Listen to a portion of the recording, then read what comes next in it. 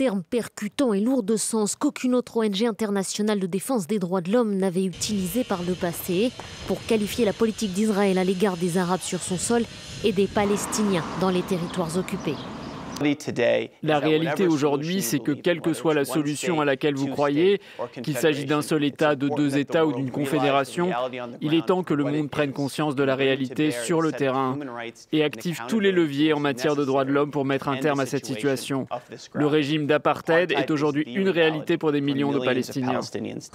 Selon l'ONG, 700 000 colons vivent aujourd'hui en Cisjordanie occupée et un seuil a été franchi avec l'essor de ces installations à Jérusalem-Est. En préambule de son rapport, Human Rights Watch rappelle que l'apartheid se caractérise par 3 éléments principaux.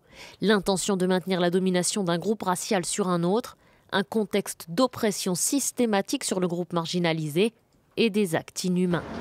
Le ministère israélien des Affaires étrangères a dénoncé des allégations absurdes et fausses. Même positionnement du côté du Forum Kohelet, un think tank conservateur.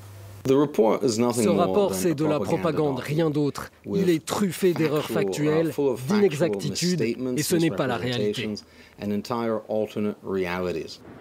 Avant même la publication de ce rapport, la Cour pénale internationale a annoncé le mois dernier l'ouverture d'une enquête sur des crimes présumés commis par Israël depuis 2014 dans les territoires occupés. Le Premier ministre Netanyahou avait alors qualifié cette décision d'antisémite.